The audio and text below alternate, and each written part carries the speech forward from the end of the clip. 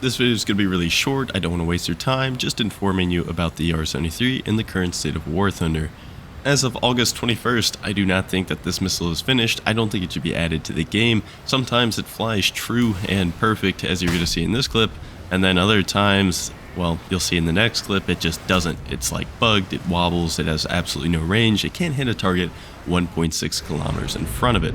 Flare resistance wise, it is nothing impressive. It does feel a little bit weird at times. I can't tell you why or how. The R-73 decides to ignore flares sometimes, and then other times it doesn't. You'll see in the clips I have them captioned, the launch parameters and the flare resistance and whatnot. Every flare resistance test that we did is performed with flares reinforced on the MiG-29, so keep that in mind. As inconsistent as it may be, overall in the scheme of things, it's not anything special and it's not awful either. It just kind of depends on what mood it's in. As you can see, it just completely ignores his flares here, but then I'll have other clips in this video that are extremely similar shots and situations, and then it just gets flared instantly. So it just depends. I'd say the flare resistance when it's actually working properly is similar to the AIM-9L. It seems like the closer that the missile gets, the more difficult it becomes to flare, and that's pretty much how every missile works, but it is especially noticeable on the AIM-9L. This is, of course, only when the missile is pretty daggone close to your plane, though. Does it actually start becoming truly any kind of flare resistant? I'm talking about like within half a kilometer, 0.6 kilometers, something like that.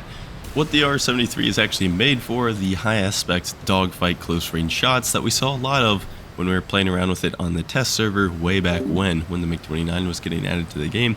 It's not as good as it used to be, and in fact it's honestly not that impressive. Sure, as far as what's in the game right now, it's probably the best at close range shots, but sometimes it just kind of freaks out. It doesn't track all the time, the missile goes stupid, it tracks random things, it will just not pull, it'll wobble.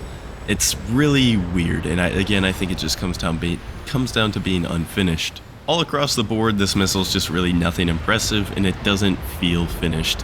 When it's actually working properly, the range and acceleration feels very similar to a 9L. The flare resistance is nothing to write home about. It's no different than all the other IR missiles we have right now. It's got the 40G pull of the Python, which you'll notice a little bit more because it's slower and it'll look like it's pulling a lot harder, and on top of that the Python is really fast, so it doesn't pull quite as well at close ranges. As far as the Su-25 itself goes, I would not recommend getting this plane. It is absolutely nothing special. If you want the Pythons, just wait till the Pythons are added onto other aircraft, which I'm sure isn't going to be that long into the future.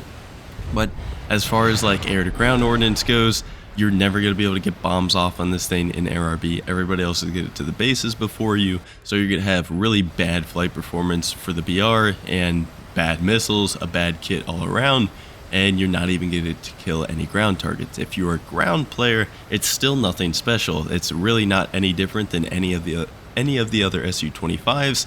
In fact, here's a screenshot of the Su-25BM compared to the Su-25K loadout.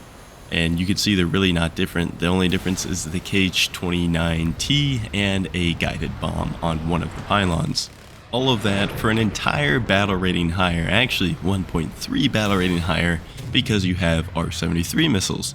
Which I understand, because we don't want R-73s at that low of a battle rating, but it's really just not worth it to play in the end.